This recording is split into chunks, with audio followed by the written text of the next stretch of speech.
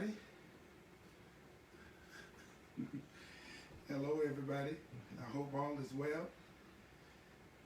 As we are here and we're starting our process today, welcome. This is Stephen Williams.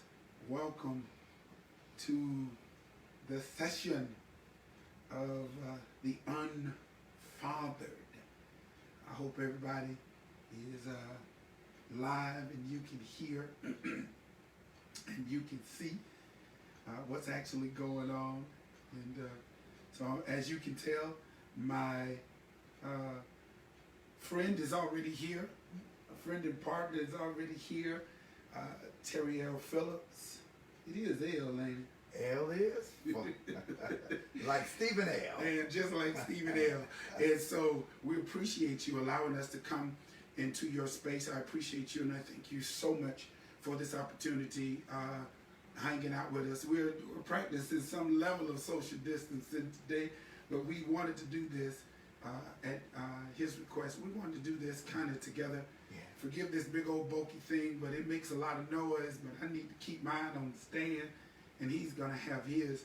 And so we appreciate you for coming into our space, and I hope that everybody is going to actually enjoy tonight's session From Behind the Veil, our podcast, as we talk about the UnFathered.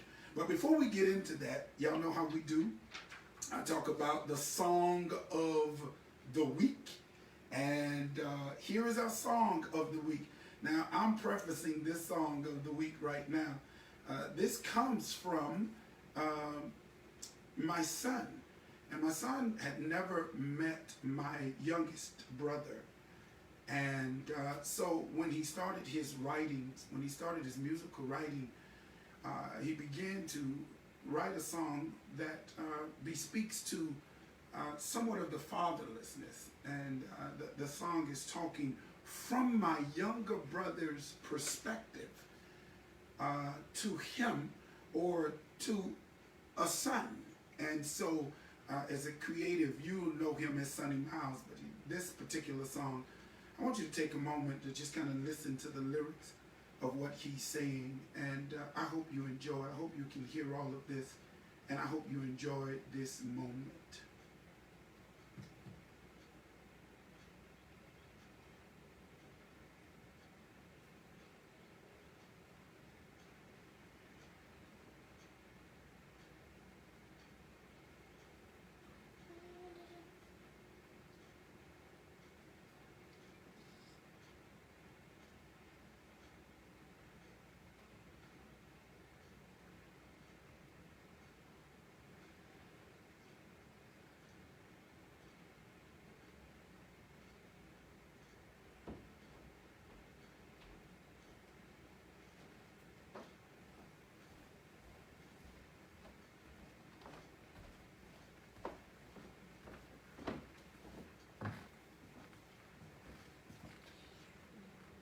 They can't hear?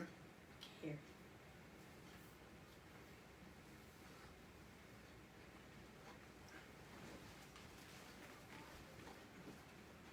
They sure can. Y'all can hear it. But they can't. Thank you. I know you'll feel so alone that you think this just shouldn't be.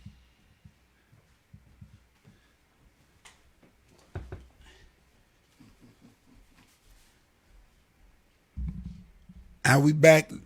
I'm told we couldn't hear it. Can y'all hear it now? Is anybody, you see anybody on there? Can they hear it now? I'm seeing people out here, but I can't tell if they can hear. Somebody's going to let me know if they can hear. Here I go again. Somebody's checking it out, making sure we can hear.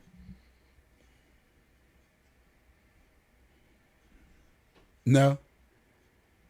I'm still waiting. I don't see a message yet. Okay. Yes, let's see. Can hear. Can hear? Can hear. Good deal. Listen, here it is again. All that good stuff. We're going to say it all over again. Thank you so much. My apologies. Yes? We're good? Huh? It ain't playing. It's getting ready to play. We're starting it now. And so we appreciate you for the opportunity. This is Stephen Williams. They call me the Good Bishop. Thank you for hanging out with us from behind the veil. And we're going to, sorry for those technical difficulties. But here we are. And we're behind the veil today. And we're having a great conversation. My good friend here, we're going to talk about him in a minute. Terry Phillips is hanging out with us today. And we got a lot to talk about with the UnFathered.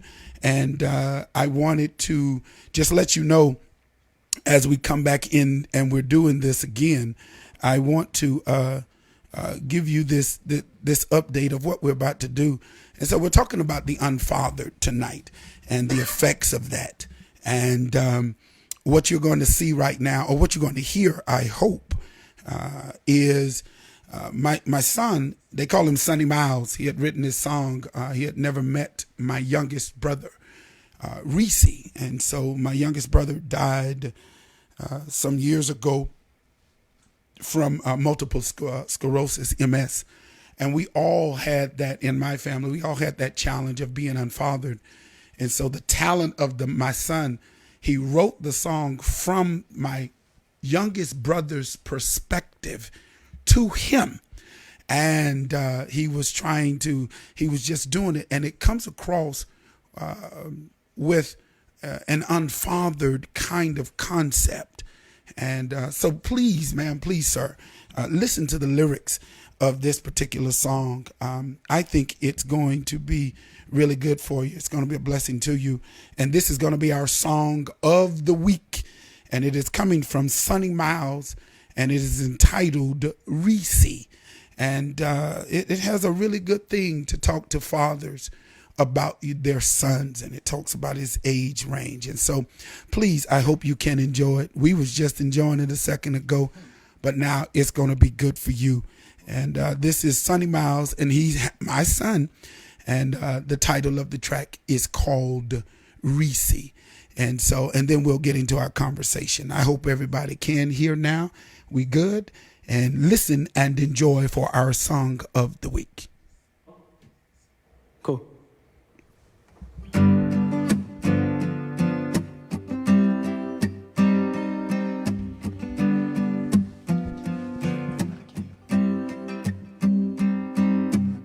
Greetings from an older place. Can't wait to tell you where I've been. Hey, 13, you're at a younger race. You're getting started on your face of sin. I know you'll probably need a word of advice. You get so hard on yourself at times.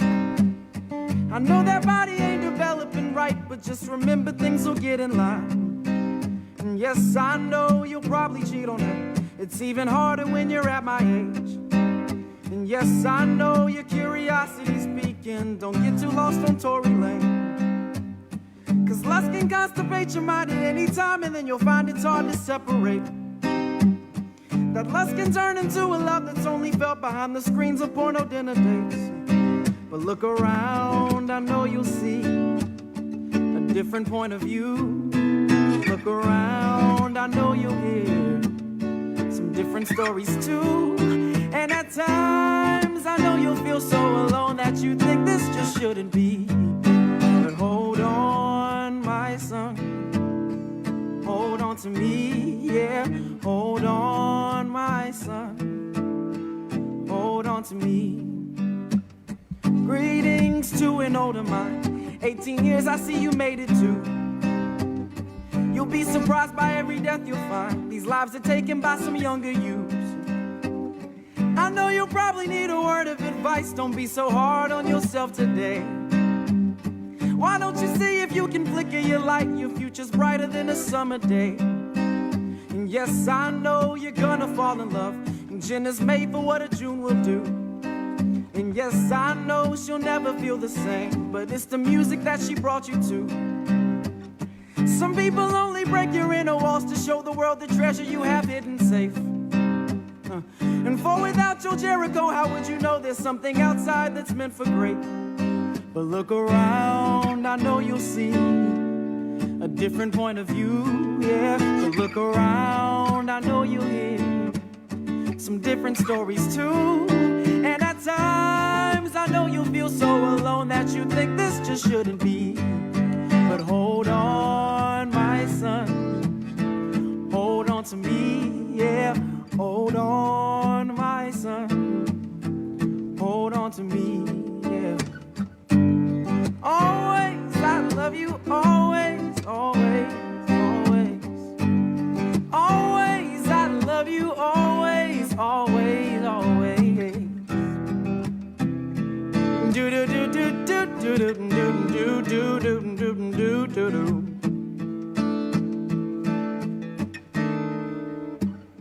Greetings to a stronger face. 25 is just a quarter life. They said you'd be dead or in jail, but my God's not in hell. No statistics in the house tonight. I know you'll probably need a word of advice, and when the silence stops, I'll write you back. 'Cause there's some answers that you'll only hear inside, and in due time you'll get on better tracks. Yes, I know you've got some things to do. There's more to you than just some tunes. And yes, I know you've got a lot to give, but 28 is still impressive too. 'Cause if there's one thing that Cobain could ever teach, is that big heights can lead to greater falls. Can't spend too much time in Nirvana. There's a fool fighting son who needs his father's call. But look around, I know you'll see a different point of view. But look around, I know you'll hear some different stories too. And at times, I know you'll feel so alone that you think this just shouldn't be. But hold on, my son, hold on to me, yeah. Hold on, my son, hold on to me.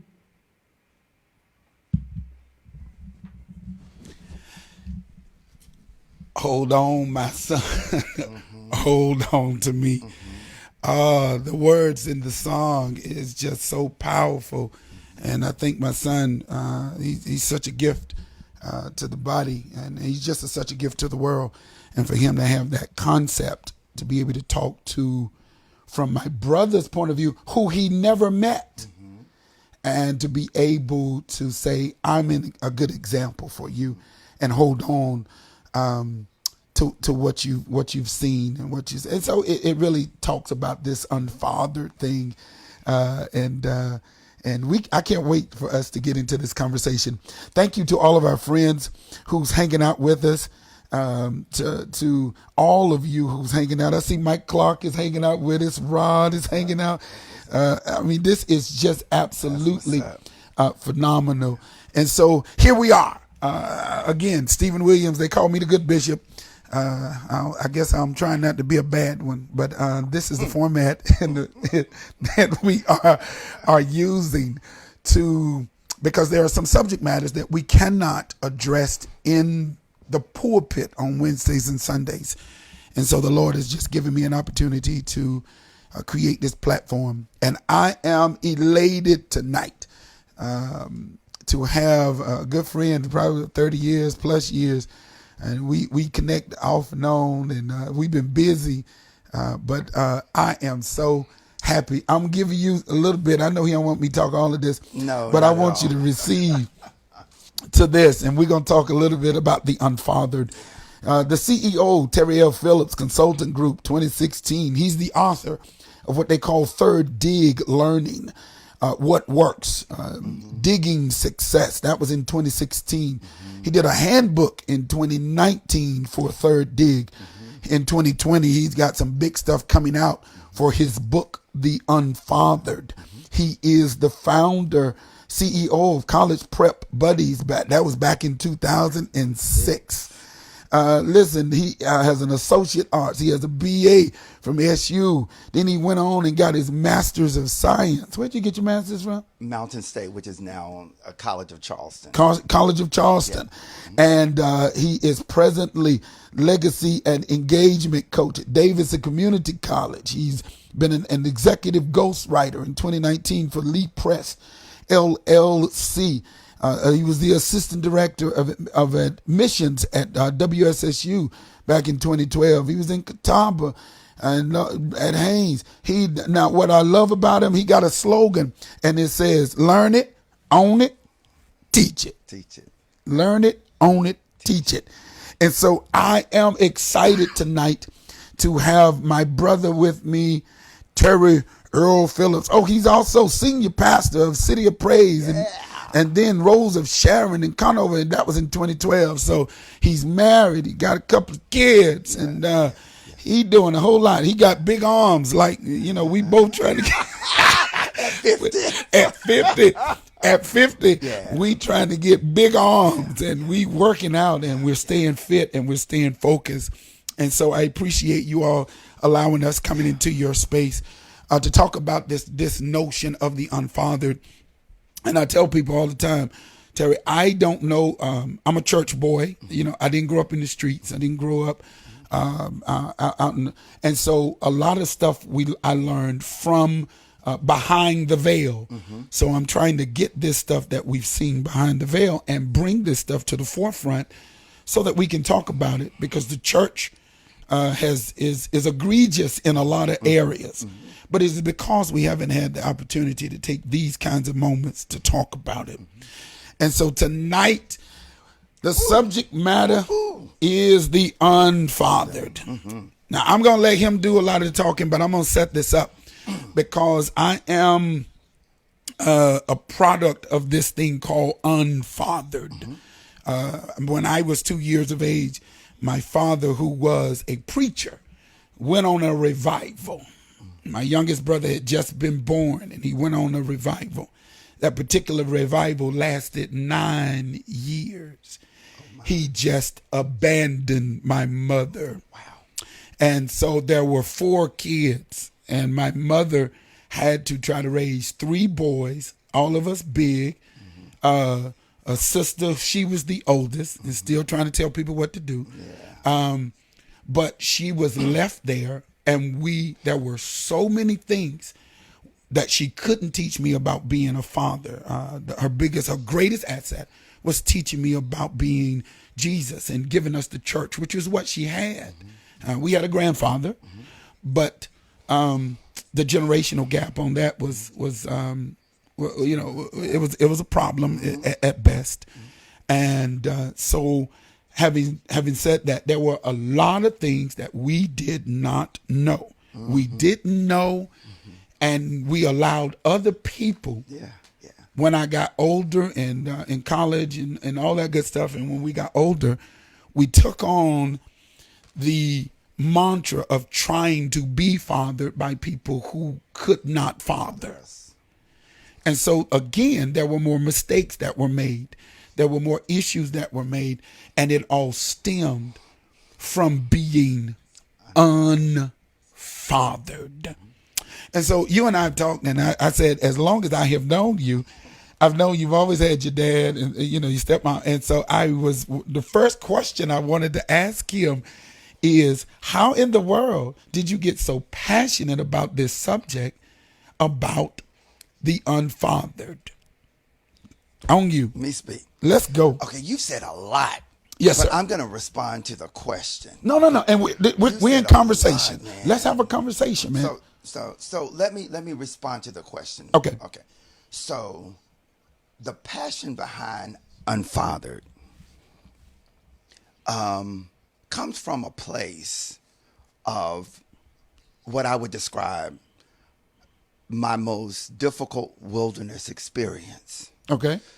And although I have had my father, he's 82 years young. Hey, Pops. Yeah, and he's probably watching us tonight. It had nothing to do with being unfathered for me. Oh, okay. This was birthed out of the fear following divorce that my 2 babies were the potential experiences of unfathered. Oh, yes. So the passion came because I saw it down the road. Got you. I saw that the condition of our lives domestically had changed so drastically, and the image that I had of one, being a husband, 2, 2000, my baby was born, And then 2002, my second baby was born. Right. I was there when they both came. As a matter of fact, I called them before the doctor called them. Yeah. My second one came and I cut the umbilical cord, but I held them. And after that experience, I understood that this was a gift that I could not imagine, Right. could not fathom. Right. So I had these two small infants who looked like me and had my fingerprint. Yeah. They had, by all rights, my characteristics, even as these newborns. Oh, Jesus. I saw myself in them, right? A friend of mine calls them trial and tribulation, but they were Terry Phillips's. Right. And almost 4 years after the fact, 5 years after the fact, I was faced with 6 years down the road that their mom and I were no longer going to walk together. Right. And I had a choice. I had to choose, and I had to choose wisely. Right. That with these two, I was either going to remain in the experience that I'd had 6 years. My oldest was 6 years old. Would I remain in that experience? And it was important for me, not trying to see it from their perspective, but it was important for me that this opportunity would not be taken away from me. Right. And I knew that had I chosen like men before me, then my children would in fact go unfathered. That both in a physical presence, but also in a presence. I talk about the difference between being present and then having a presence. Right. They needed me to not only be present, but they needed me to have a presence. Yeah. And so unfathered became my passion because in the fear of this wilderness, I had to answer and respond quickly. Right. And there was no downtime to it. So I had to make some choices. And so unfathered came from a place of, I can't lose this. I'm willing to lose some things. This here, I can't lose. Yeah. And so what would life look like? Chandler and Caleb living a life unfathered Yeah. cannot happen on my watch. So that's where it was birthed. So check this out. So my father had left when I was 2. He went to Chicago, all right, to preach a revival. When I went through the divorce with Kaya, one of the things that happened was with Jordan was, how about this? I got an opportunity to go where? Chicago. I got an opportunity to go get a job. I remember. In Chicago. Yeah. I had an opportunity to do music. That was my threshold to go and do this music. And it was the result of my father leaving. I said I would rather not be successful than to leave my child unfathered. And it was one of the hardest decisions to make because the pathway was easy.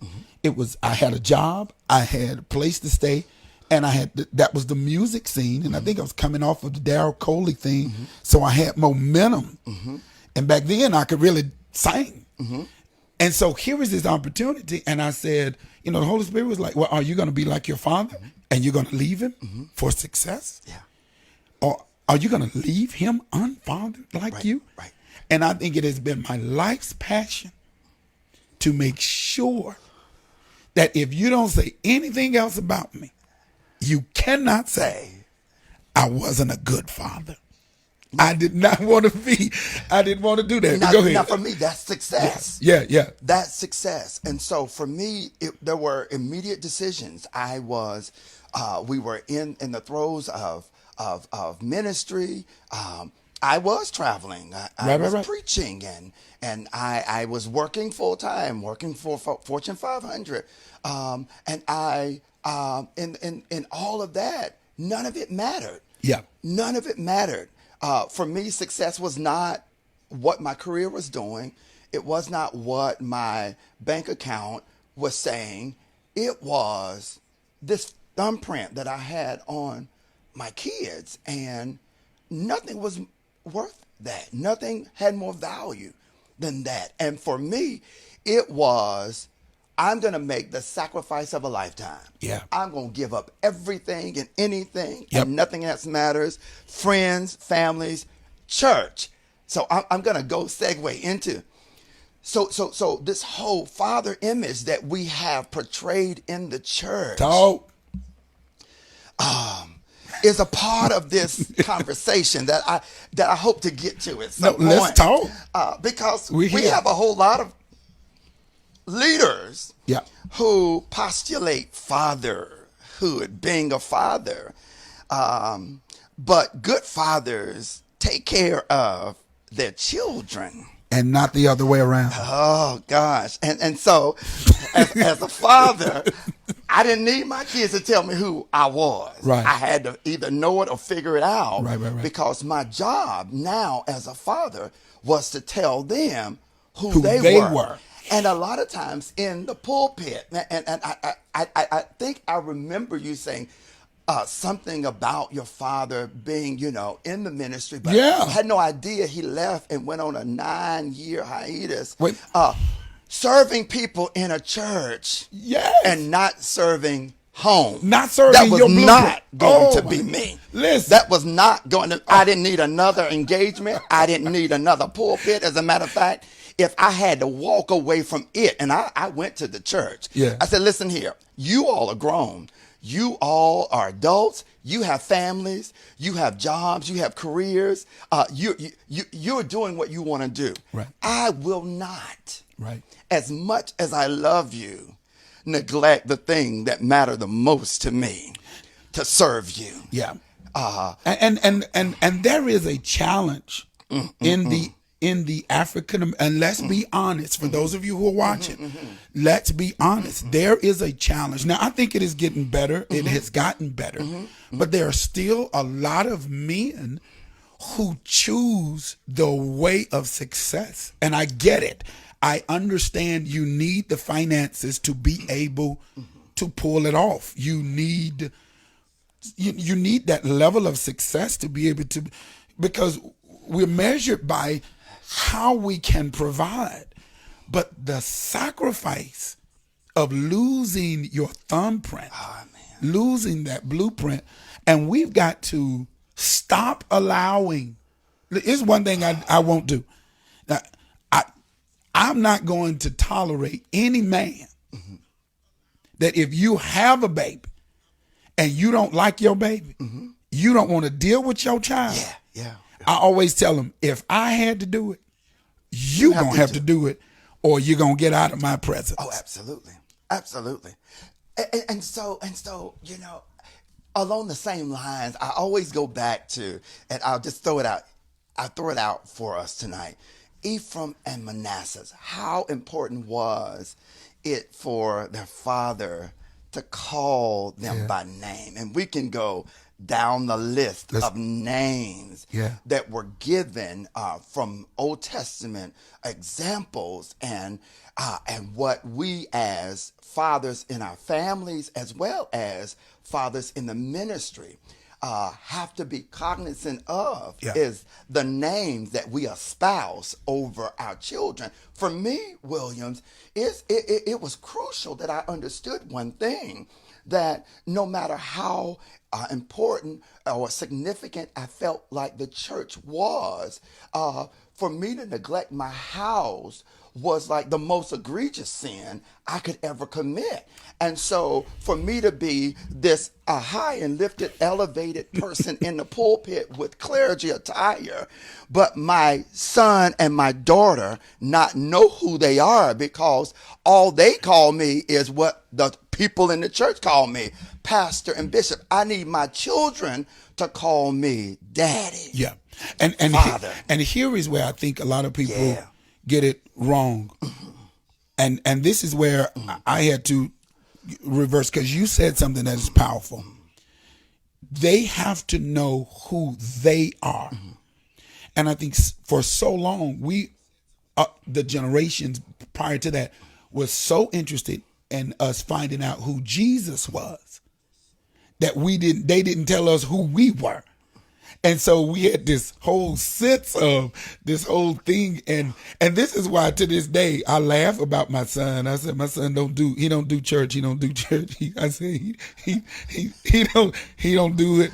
He sings whatever he sings. Mm-hmm. But what I found out is I had to let him know you're part of this blueprint. Mm-hmm. I chose when I heard the call. I chose Jesus. Right. You have to discover you and your relationship. My job as a father is to support you and help you identify. So I'm going to throw this question because I know you got so much to talk about. Yeah. Do you see the challenges in our young men associated with the fathers not knowing their real identity? I mean, they're 40, 50, 30, 40, 50, 60, and still don't know who they are. Is that a byproduct of this unfathered? 70, 80. 70, 80. I'm going to tell you. The introduction of this book talks about my father, who is 82. Okay. Who dropped out of school at grade 3. He was the next to the oldest of his other siblings. His mother, husband, was not the father. Right. You understand? He was in the house. He was in the house. Was not a father. But he wasn't a father. And so my father had to take on the responsibility. He took it on, and he was absent with his own father. Yeah. His father knew him. His father knew where he was, but his father never took a presence with him. Mm-hmm. And so he was helping his mother raise her children, his siblings, sacrificing, and ended up having to deal with feeling like a black sheep in his family with his mother because his stepfather did not own him. And his father, his birth father, who lived in the same town, did not own him. And so he is now trying to be something that he was never shown. And he has to either do one or two things. He has to figure it out, or he has to bow out like his father and his stepfather did. Yep. And so he helped raise them, and early on conceived my oldest brother that he had before he met my mom. Mm-hmm. And this son lost his mother and his stepfather, and my father had to raise him in isolation. Met my mom, who had 5 children. Who fathers were absent. Oh, it gets complicated. He brings them into the house. And so he has 6 children. They get married against all of this opposition. We don't have time here. It's written. All of this opposition. And he now fathers 5 more children. There are 11 kids in the house. And he is now having to feeling like the black sheep, absent father, absent stepfather, a mother, and I talk about a mother who only really he felt like he loved, and she learned to love him in her last days, but he sacrificed for her, and now he's in the house with 11 children, and his wife says to him, "If anything ever happens to me, promise me one thing. If anything happens to me, keep them together." Wow. She didn't know. We don't know how this conversation arose. He didn't know. And not many days after my youngest brother was born, as a matter of fact, 6 months later, wow, she died at work. Wow. Have mercy. And so there's a whole nother piece to that. And Right. he's in the house. He hears about her death. He keeps the doors closed for an entire day and finally decides to pull them into the living room. Wow. Now you got a 6-month-old, you got me, an 18-month-old, and you haven't arranged. Those are in their early teens, and tells them she's never coming home. Wow. DSS shows up. We need to help you. My mom's sisters shows up. You can't raise these children. And all he had was a promise he made Right. to the love of his life. Right. If I leave, promise me You'll keep them together. And so he did that. And so the first part of the book delves into what is the difference between those who had and either did or didn't do, Right. and those who didn't have, Right. who either did or didn't do. Right. Because we always draw the line. We connect the dots that you can only do what you've been shown. Right. But there's something to be considered when we think about this whole responsibility personality that makes men of various ages, from age early 20s all the way up to 80, who are still walking around, answer your question, with this identity crisis because I don't really know who I am. Right. And because I don't know who I am, I don't know how to pour. And I'm talking about pour as a father. Exactly. I know how to be a man, know how to be a male, know how, no romance, but do not understand what the role of father requires. And so I go on a journey with him, my father, to talk about what you felt. And so I think that's one of the first piece we need to talk about is, what do you feel? What did you feel when it was your turn to make the choice, to choose, to decide whether to go to Chicago or stay in North Carolina? For me, what was because for me, ultimately, I closed everything down, resigned from my job, finished my degree, and moved to another state to raise mine. I chose to leave the place of comfort. Yeah. To go to the place of call. Yeah. And I think mine was, I remember the emptiness. Oh, I want us to talk about that at some point. I remember, I can recall the emptiness that we felt. Dude. Something as simple. Dude. And I'm going to tell you what, Dude. For years, something as simple as the importance of a shine shoe.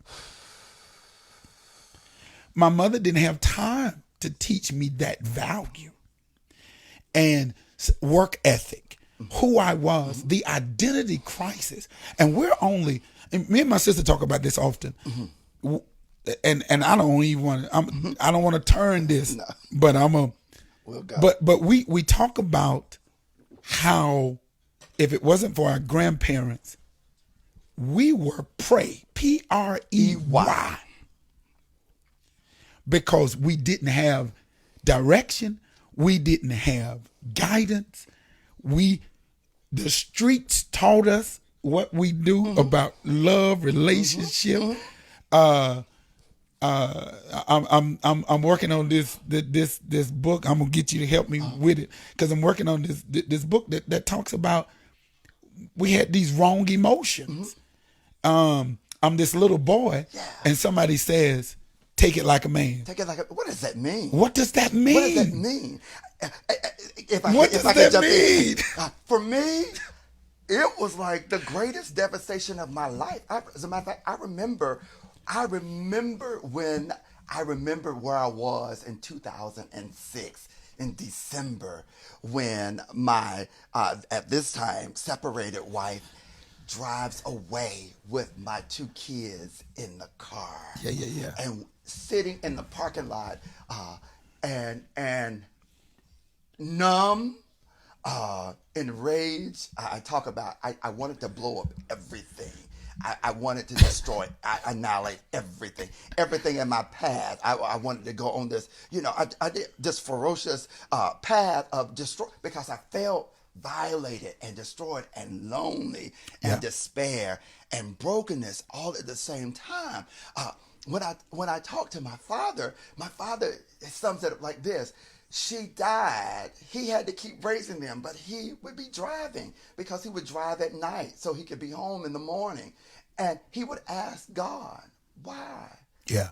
Why did you take her from me? Yeah. And that's what he would say.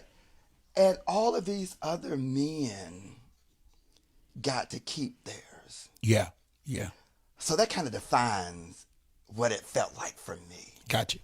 Because I never went into a relationship looking for it to end. Right.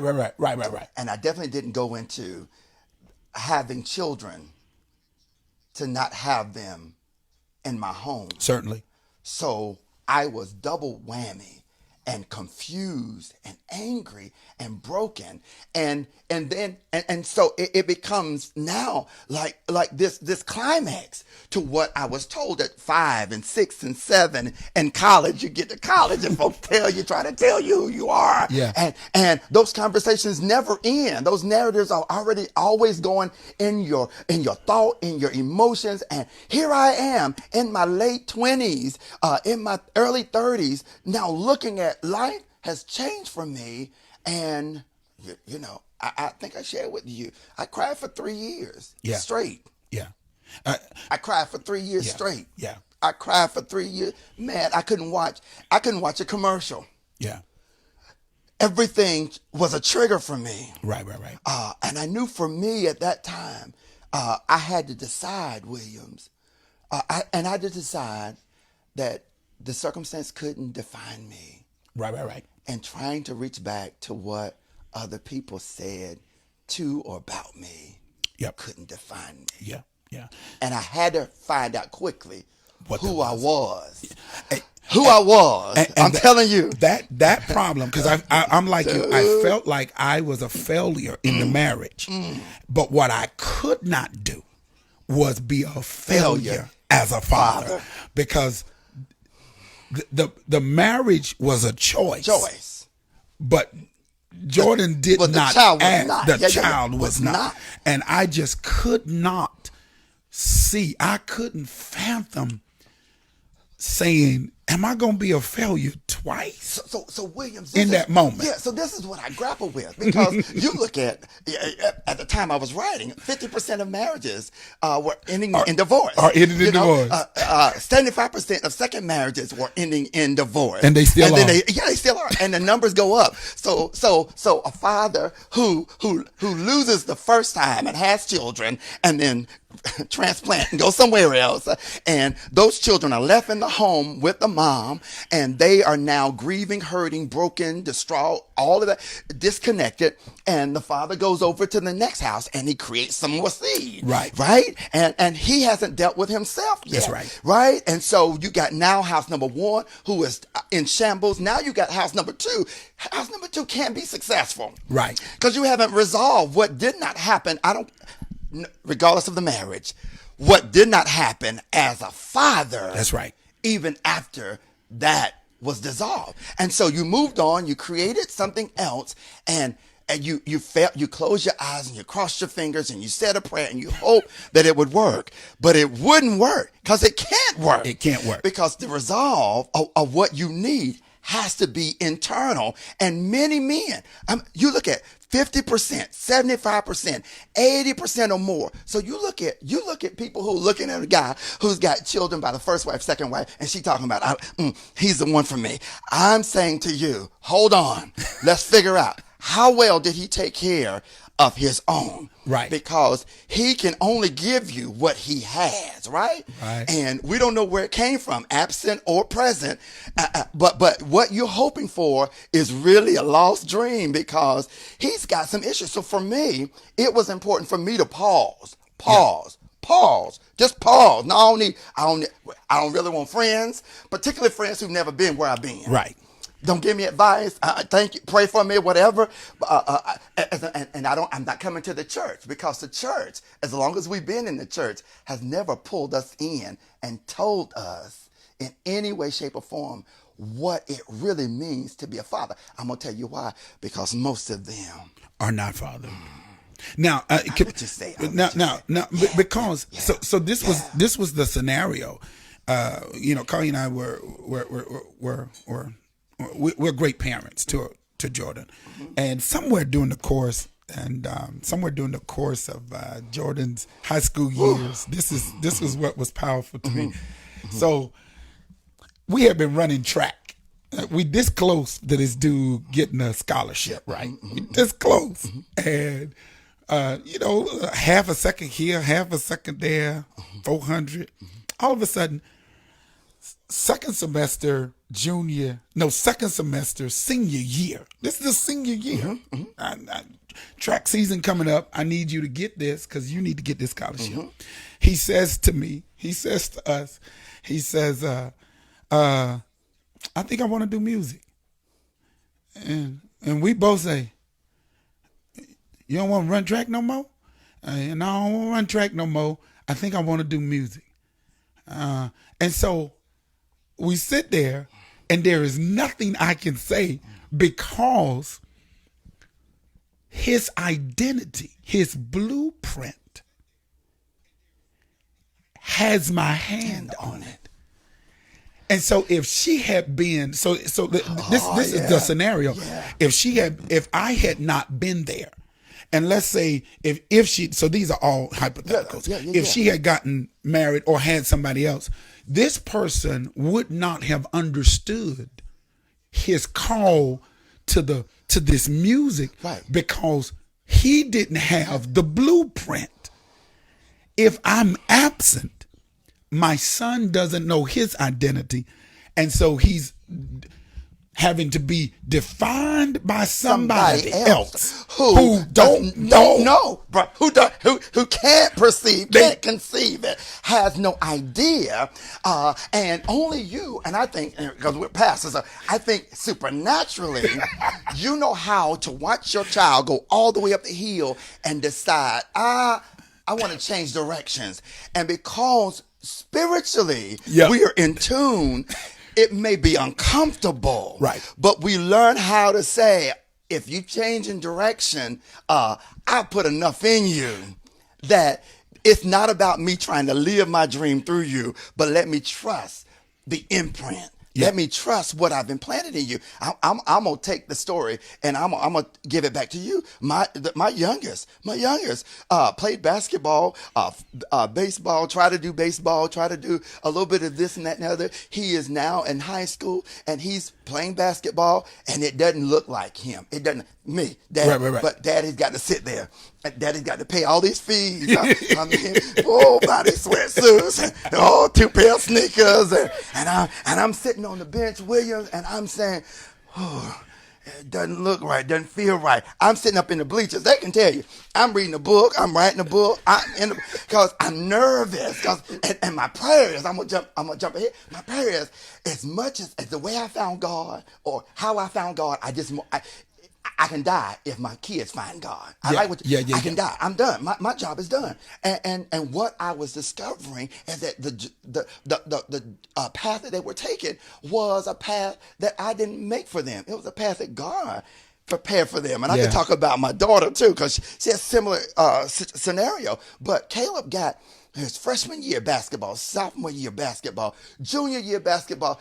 Williams, I am sweating on the bleachers like, this kid, and we are having conversations. I need you to talk to God. Will you talk to God? Can you please talk to him? And, we have these conversations. What do he sound like? He sound like you. He sounds just like you. If you just ask him a question, he'll respond. He'll sound like you. And so his junior year, we pay another $400 or $500 for basketball season. I said, I'll be doggone it. I'm gonna have to sit all season long. And guess what, Daddy? What a father will do? Sacrifice. Father will sacrifice and sit on the bleachers. Sit on the bleachers. You sit on the Sit on the bleachers. bleachers. It's uncomfortable, but I'm going to sit here. When his junior year was over, and let me tell you, something happened right before his junior year of basketball season. He came, I remember coming in the room and said, I'm not playing basketball. He goes to school, basketball season, tryouts are happening. He's not going to try out. But another man in the school sees him and says, nephew, why you not in tryouts? Nephew says, I'm not going to try out this year. I'm not going to do basketball. And he kind of pushes him. He pushes him. And so Caleb comes home, and by the time he talks to the coach, he's now sliding back. And he goes back out his 11th grade year, knowing in his heart That's not where it's not where he was. Right. So he goes, and I'm supporting him, but I'm furious. Right. I'm father. Who told you? I remember at the finals at the Coliseum, I grabbed the other dad. I said, listen here, you raise yours. Let me raise mine. Let me raise mine. That's right. And a few choice words. I mean, we left there, and basketball season was over. He said, well, I'm gonna try. I can't remember another sport. Well, at the end, he said, I'm gonna try tennis. Williams, let me tell you, he never picked up a tennis racket. Right. But the first day at tennis, I sat in the car Yeah. and I said, that's it. Yeah. He got in the car, and from that point on, it was tennis. So he took summer tennis. They didn't let him really play at all tennis season. Took summer tennis. Coaches said, oh, yeah, you got it natural. You got it naturally. But you'll never play collegiate tennis. Spent the summer. Came back in the fall. We never made it through a summer. He never had a full tennis season his senior year. But he had 4 offers to play collegiate tennis. Wow. Well, one of the that's impressive. One of the things, because you triggered something, and I just want to share this with the audience as well. One of the things that I grew when your child finds their purpose. What God spoke to me is, if you teach him, and don't get me wrong, I'm a pastor. I lead people to Christ, but this is what the Lord shared with me. If you teach him who he is, lead him to who he is, you will lead him to who I am.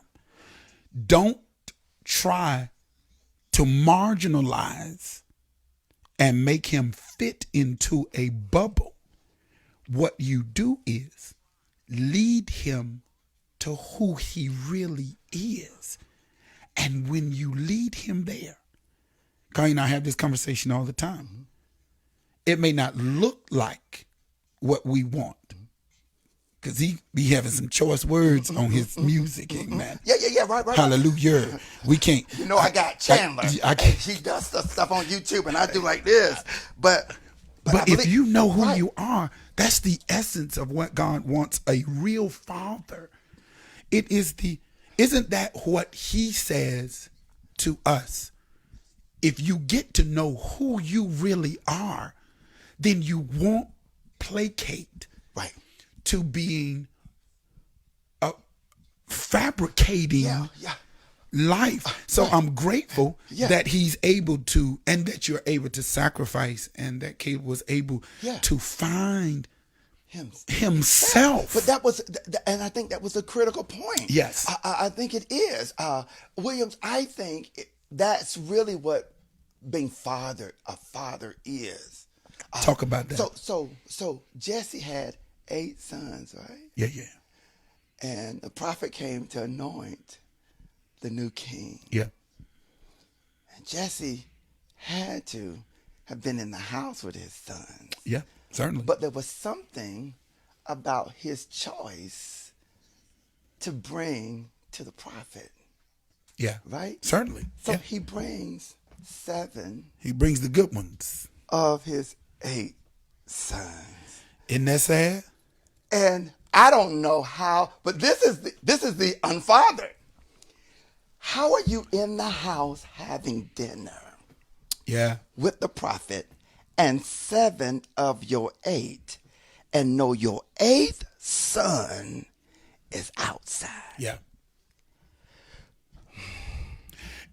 Wait a minute. Let's take it deeper. You ready? I'm listening, man. You know we can do this. Go. No, yes, no, no. Yes. But let's take it deeper. The carryover effect from Jesse. David never really fathered Solomon. Oh, you're right. You're right. Which is the reason why we got this whole split. You're right. Because he left him stuff, but he did not deal with the issue that David had in himself, and that was women.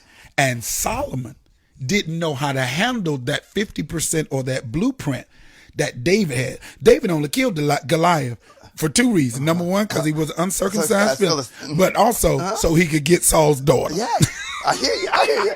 But he never transferred that to Solomon. And as a result, Solomon didn't know. Solomon had all the stuff, but that blueprint that his father had a problem with, he never fathered him through it. And as a result, the kingdom was split. So I use that as a segue to your response. Yeah. Because I think oftentimes we're trying to teach, many of us pastors. Right. We're pastoring and we automatically make our children a part of that vision. Right. Instead of helping them discover who they are. Because a lot of them walk away from the church bitter, and I know some scarred and rebellious because I've had to serve in this capacity for dad, right? And I didn't want to. And so for me, it was important that Chandler and Caleb not just saw that I loved God, but gave them a room enough to choose whom they love.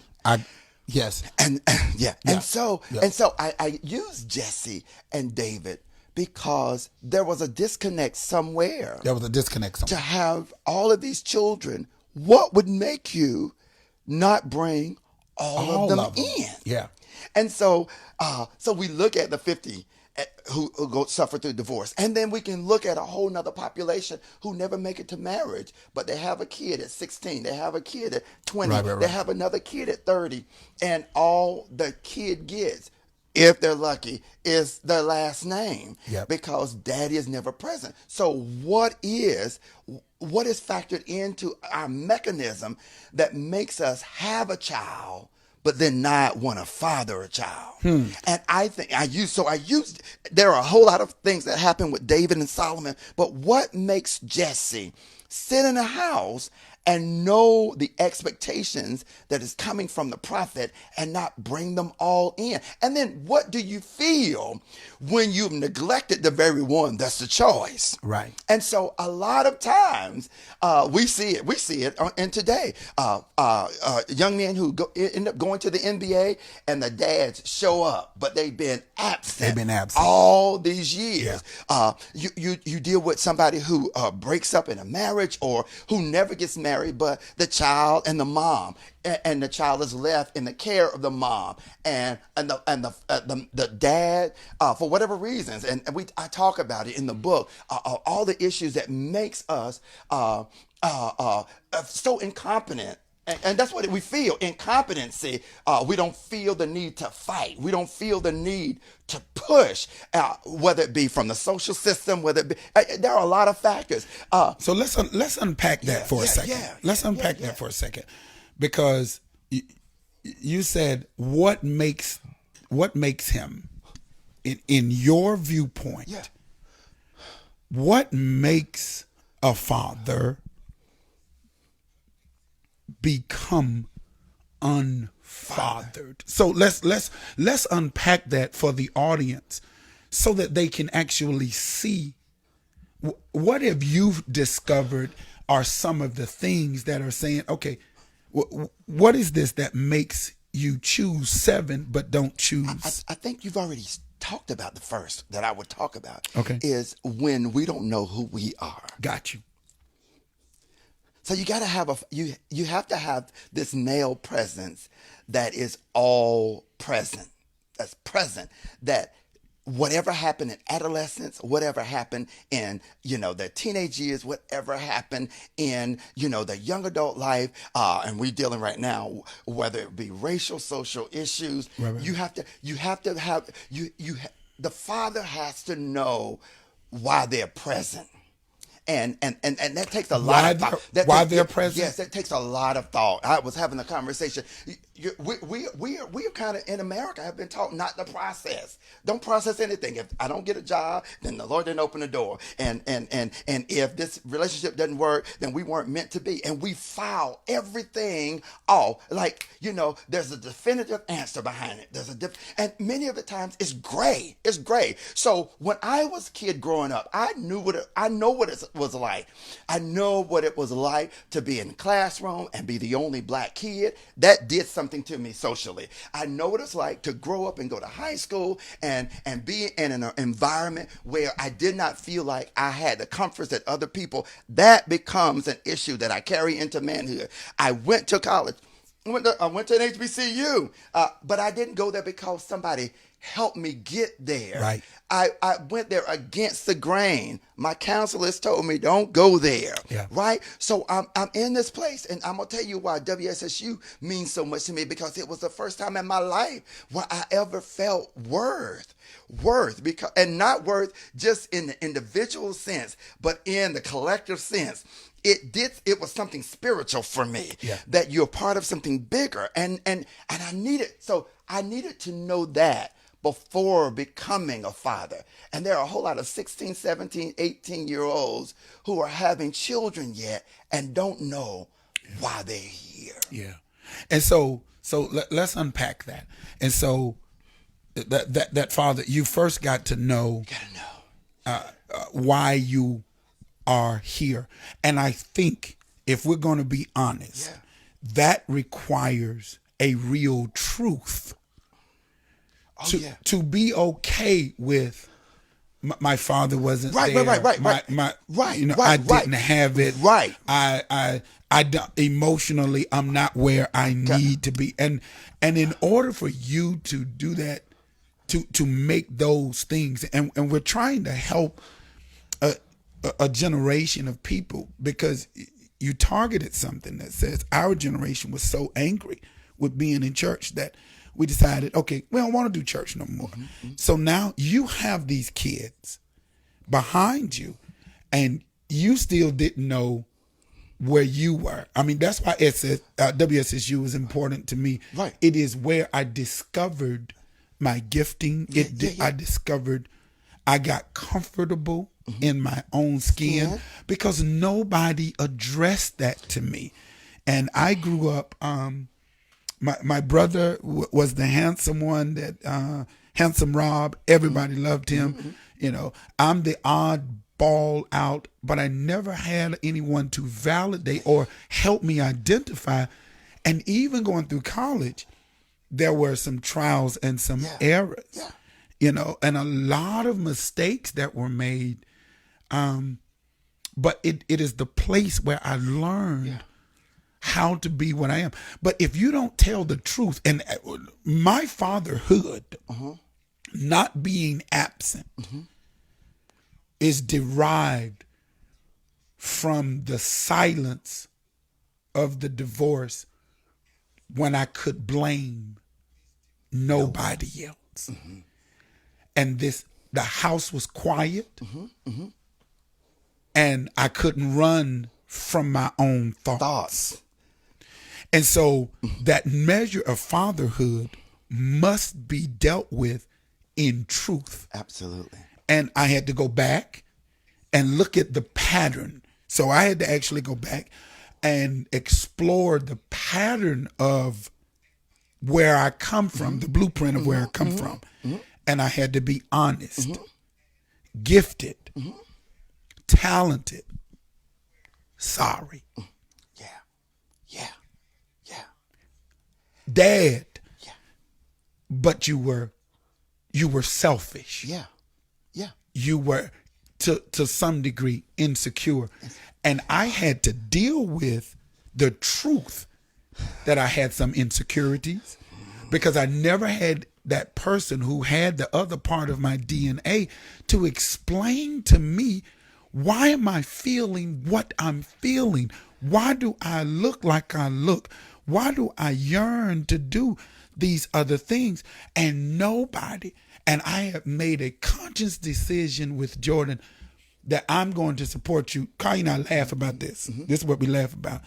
And for those of you who know me, y'all know I don't do R&B. Mm-hmm. But Jordan was the only person who could get me at a T.I. concert. So when he sings for the homecoming at NC State, I'm there in the stands with and I'm like, oh, and I don't know none of the music. Right. But you're there, right? But I'm sitting right there man. Because I had to be okay with the truth of I love God enough for him to find himself and not marginalize him as a man. And what a lesson. What a lesson. And what a lesson. And to the men out there, we're saying to you, tell the truth. And just because you're in the house doesn't mean you're present. Can I add to that? This is you. I think for me, this is my judgment. I think you watered down a word. Let's talk. I think the word needs to really be infused and really just kind of released in the room. Mm-hmm. Insecurities. Just think how many men are defined by so many things other than themselves. What you say. Just release it in the room. Those who are watching, just if you don't ever deal with that part of you, you're going to always be chasing something for validation. Yep. And you're never going to reach it. Chasing the next car, chasing the next woman, chasing the next friend. Just think, we're 50s, right? Right. And at some point, we stop chasing friends. Right. Yeah, we don't chase them no more. We stop chasing. I mean, it's like, being a father kind of deflated that stuff. Yeah. Took the importance of it. Snatched the wind out. For me, church, it was like, no, I don't have to. No, I can't come to your church because I want to sit on the couch with my babies. With my babies, yeah. Jordan and I went through that whole thing. All of it. Yeah, Jordan and I went through that whole thing, and I think I made some mistakes with him because I really wanted him to have the experience of Jesus Christ. But somewhere along the line, I had to realize this is one day he's going to turn into a man, and I need him to know. I need him to be comfortable in his own skin because I won't always be there. And this is why I tell my daughter every day, I say, you have beautiful skin. You got beautiful legs. Mm-hmm. You got beautiful lips. You have beautiful eyes. Mm-hmm. Your hair is beautiful. Mm-hmm. I say, girl, you walk right. You talk right. Yeah. You do, and I do this every day. Because if I don't affirm you, somebody else. And this is where we're missing, and we don't understand the impact of the father. We need to get a grip. Men, we're saying to you, it's bigger than just being angry with the woman that you all maybe did not work. Right. If you have children, those children, 50% of that child, I just taught a lesson on it, 50% of the DNA roughly is the mama, 50% of the daddy. Yeah. And if you are absent, then that 50% goes haywire because there is no understanding. Right. It goes unnurtured. And sometimes people, wait a minute, I'm gonna say this in the camera. Because church folk will manipulate and use you for their good and never really pour into you who you are. And you'll come away not liking God, the church, and nobody, and you still won't know yourself. You'll be a fraud and a fake. And so we need the men. We need you, first of all, unpacking this. Unpacking. Tell the truth. Tell the truth. Deal with your insecurities. Deal with your insecurities. Figure out all those things that comprise you. I tell, we at our church, we deal with conversations because most men and women are in relationships, they're in jobs where they have no voice. And Right. you know as well as I know, there are a lot of men who are there in the body but have no voice. Right. They don't have to define themselves. They've never had to define themselves. They were serving as the oldest or whatever in the family when their dad was gone. They got married. Be the man. You had to be the husband. Nobody told me what that looked like. What does now that we look got like? a baby. I don't even know what being a daddy means. Right. And so you have to figure that out. And that's dealing with, that takes the surface of insecurities, all of the insecurities, feeling inadequate, Yeah. and being willing to be trained, taught, Yeah. educated, groomed about who you are and how to be the best you. And most men that I know in relationship with their children haven't even scratched the surface. Because you use the word, we placate the truth that you say you're good. No, you're really not good. Right. You're unhappy. You're maybe perhaps miserable. Maybe you're angry, and you may have legitimate reasons why you feel all of those things. But you can't stop at the feelings. You have to process. Why? Because whatever you pass the generation behind you, your sons and your daughters, is going to then manifest. And what you don't want is to transfer those insecurities, or those pieces are missing. And we got a whole lot of children out here who are out here learning from other people because there was never a father present to tell them who they are. And this is a challenge. Now, let's switch it for a few minutes. Yeah. And this is a challenge, I think, in the African American community, because it seems to me that when you cross over the streets and you get on another side of the tracks, that the challenge for the Black Lives Movement and all of this with George Floyd and all of this, it still seems somewhat cyclical because they are constantly it seems to be they're mimicking what people were doing when we were in college. You still look the same. You still making excuses. And to me, I love women. I love what they bring to the plate. But there is a problem with Jesse. I'm telling you. We need to That's a address conversation. It really is. this thing It with really Jesse. is. Why did you not bring the ruddy one Why didn't you bring him in? What was in him that you didn't like? That you didn't like. Wait a minute, and it 50% probably of looked it, like you. 50% of it Right, was it you. looked like you. 50% of So, it was so you. what in you are you still rejecting, and you now reject it in your seed? Because we can place blame in a whole lot of places, but some fathers walked away and left their children unfatherless because they didn't like the image they saw.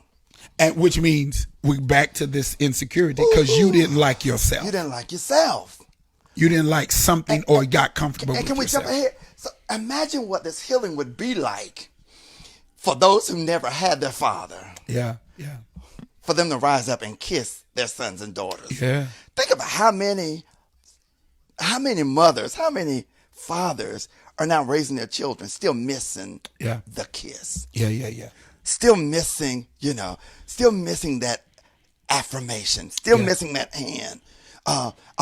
And so the goal for all of us is to see that the big picture is we need to get our fathers back. But the picture that extend, the tentacles that extend from it, is how many people are we going to adversely affect? Our sons, our daughters, our nieces, our nephews. Yeah. When we don't, right. Yeah. And that's just a social piece. The whole other economical piece. Oh yeah. Yeah, we just had this conversation about the race baiting and Jordan was rightfully so very angry because it is America is I'm woke now. All right? I mean, It's white America. Woke like I've never been woke yeah. before. And I realized, they're going to judge you on the color of your skin. But I share with him, you have to make sure that if you want to be an impact player, you can't change your skin tone. Right. So you must become economically sound so that they don't have a right to snatch something from you. Get into your ownership. And if you don't do anything else, get into yourself. Because if what they can't do is strip you of when you know you who own you are. your brand. If you own your Dude, brand, that's a whole nother conversation. If you figure out what makes you and uniquely different from anybody else, and be okay they may with it. reject your skin, but they're gonna want your product. Yes, sir.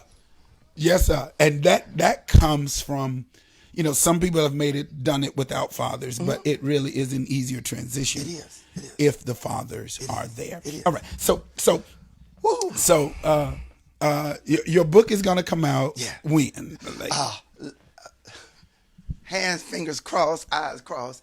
Hopefully by late fall of this year, it'll be in print. There are some details that I have to work out. I've used one publicist for the first two books, right. But it cannot go that route now, and so we're trying to figure out the best route to flesh it out. Because I not only want it to be in black and white, but this needs to be on the big screen. Yeah. And there's a story and a mission and a ministry that has to be greater than our local community. Yeah. And we have to talk about this on a platform that will call men together. And then, Williams, to give them a space to be comfortable enough to rediscover who they are. Yeah. I have a very good friend, and I don't know if Coleman is watching or not, but he shared something about when he found out who his father was later in his later years. He found out, and then not long after that, his father passed or something. That was a part of the story. But how he decided that was not going to define his fatherhood towards his own daughter. Which excellent segue. His daughter's supposed to be with us next week. She's going to talk about raising children as a single mother. Wow. So we're going to discuss that next week, going with single mothers. Yeah. But that whole notion of being unfathered. What I want you to do, because there's just no way for us to unpack all of this. It would take us we need another session. Yeah. Because we just touched the surface. We hadn't got to the meat of the content. We haven't even got to the meat of this content. But just on the top of it, let's unpack a little bit just for the audience. Okay. Just to talk about this whole notion of insecurity. I want you to deal with that whole piece of the unfathered. How can we reverse it? Anecdote. Let me give you this. So let's deal with that. How do we reverse it? What are some steps that we need to take as men, African American men, to not be absent? Even if we're there, how do we not be absent? How do we become real fathers, real transformers, transferring information, transferring one thing to the next thing?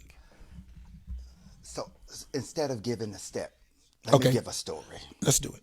So after the divorce, and Chen and Caleb had gone to live in South Carolina, there was a choice, and there was all of this insecurity. Okay, do I stay where I am and do what most do? Send child support, visit you, once, twice a month. I made a choice, and it was a risk, and I felt completely insecure. Yeah. I decided to shut everything down, and I moved. I shut the business down. I was just launching College Prep Buddies. We had gone from 40 students to 400 students. We were looking at money. We were looking at just capacity building from an idea. But I had to make a choice. So I chose to move. I moved out of North Carolina and moved to South Carolina. And for the next 2 years, I commenced the title of one of the chapters, the 268-mile drive. And every week, feeling frail, feeling vulnerable, feeling alone. I remember getting my kids up at 2 o'clock a.m. in the morning. We would get on the road. This is Sunday. We got to be in church. And we'd drive 5 hours. We'd park them somewhere in the back seat and drive through the dark to get to North Carolina. We'd arrive at church. We'd serve the people. Feed them good. Sometimes I didn't have a place to stay. So I used my network. I would stay at my brother's place. I remember staying at an elder's place. I would use all the resources that I had to stay their father. So there's no step, because every father step would be something different. I can't say this though. Yeah. Number one, it has to be a sacrifice. It's a sacrifice and a choice. You have to, and so I remember Williams driving 2 years, 52 weeks times 2, 500 miles going and coming every week. Sometimes I didn't have. Right. Sometimes I didn't know what we were going to do when we got there. But I made the sacrifice. Mm-hmm. Back and forward. I didn't make excuses. Number two, didn't make excuses. no excuses. No excuses. I guess I stayed committed. I didn't do it the first month and then say, Number it was three, too much. You got to be committed. You got to be committed. Month number 1 went by. Month number 2. 6 months later, we're still. Number 4, I had to be willing to lose some stuff. I lost some stuff. Yeah. We are unpacking this for you. I lost some stuff. You got to lose. And I lost it willingly. Willingly, yes. Before I lose my kids, I'll lose all of this. Yeah. None of this matters. Yeah. Year 1, I'm still driving. In my head, number 5, be relentless. Be relentless. My ex-wife by that time says, Terry, how long are you going to do this?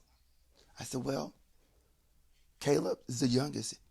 It's going to be 8 years before he graduates high school. So I guess. At least 8 years. 8 more years. Number 6.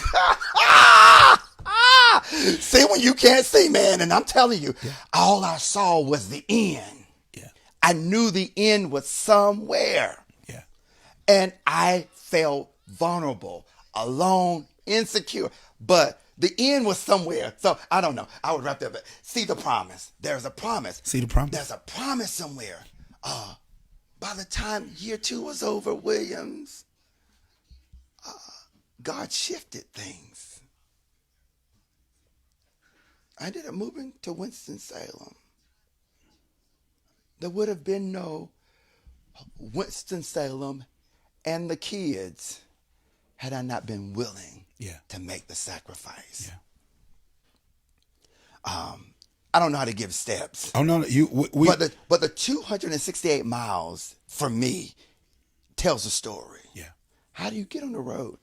I'm diagnosed with narcolepsy, so I had the odds against me. Right. I remember Williams driving some nights after preaching.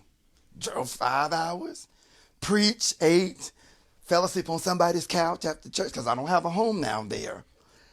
Waking up getting my babies up and literally saying, God, if you don't help us, Right. we're not going to get home. We're not gonna make it. I remember times stopping. It's 2:30 in the morning.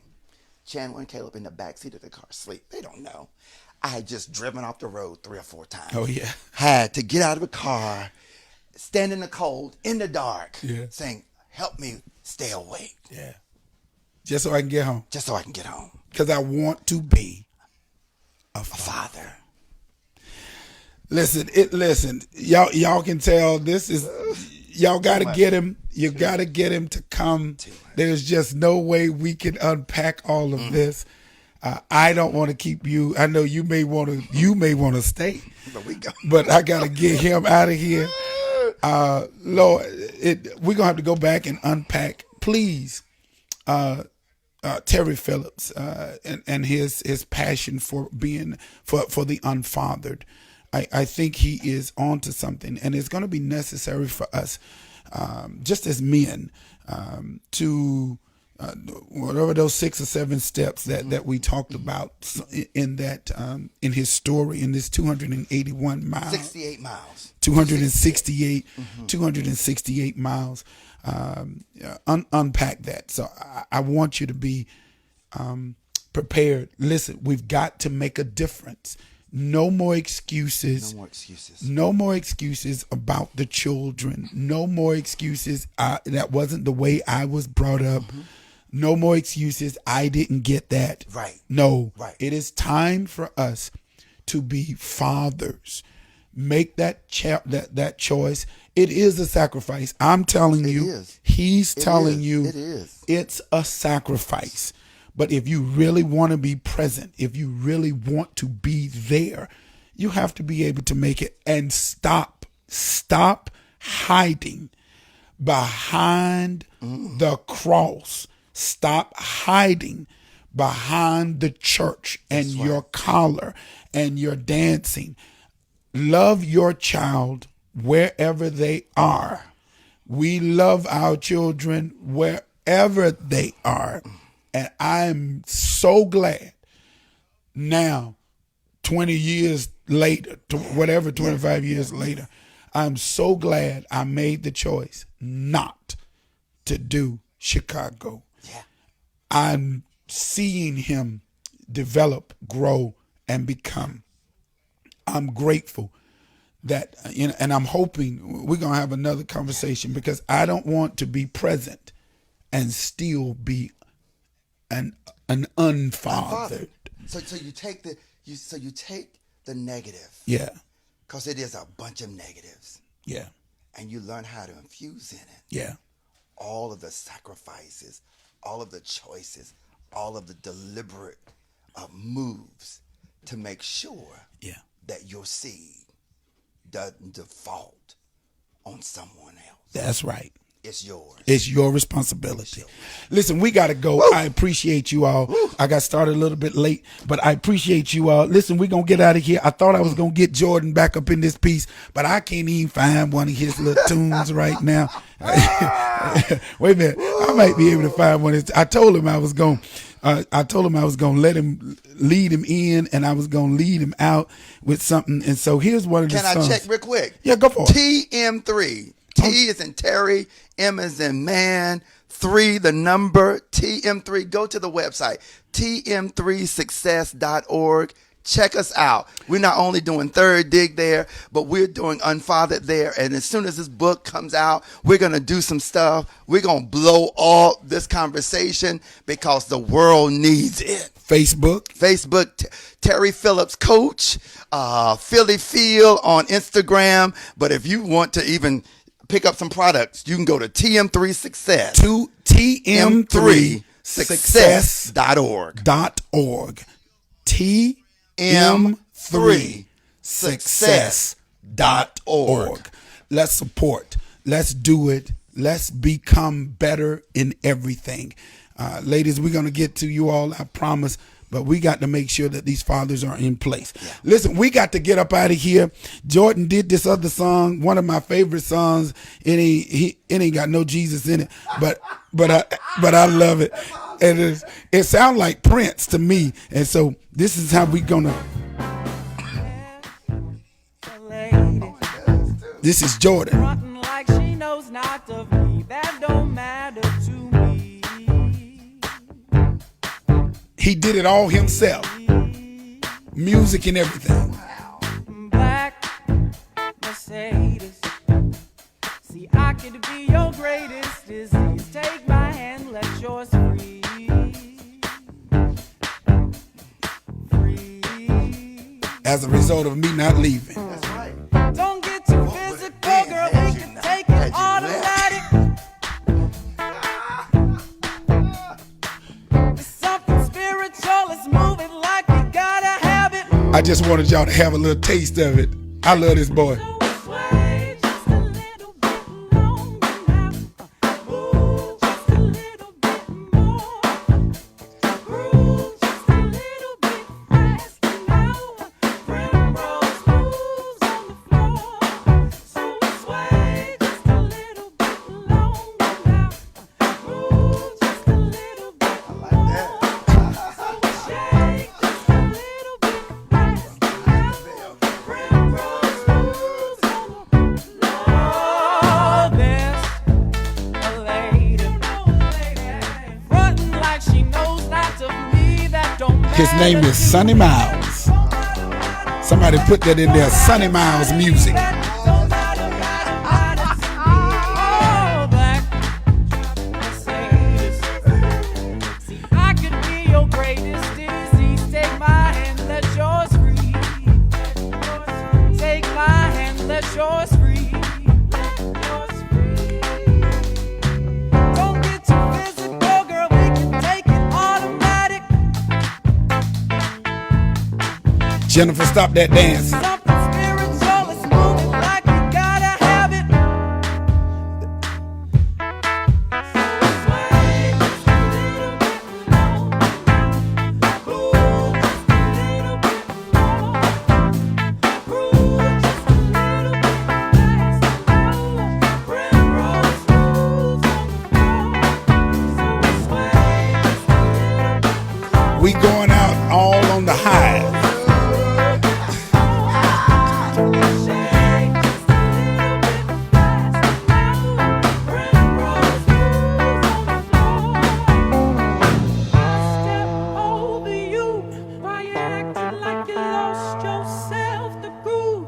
Let me tell you that this love ain't a bad thing. Love ain't a bad thing. This love ain't a All this is Jordan, Sonny Miles. bad thing. If I had left, I have not seen. eyes have not seen. Y'all, we gotta go. I wanted you to hear that. This is a byproduct of staying around. Let's not be unfathered anymore. Terry L. Phillips, I appreciate you. Thank you so much, man. This was absolutely magnificent. Blessings to you, brother. I love It's you. been Thank good. you I for love you this, too, this man. this format. Listen, we appreciate you. Hey, Mackenzie, get on up there. I need you to hit the stop button. Look, we got to get out of here. Oh, my wife is coming down. She go hit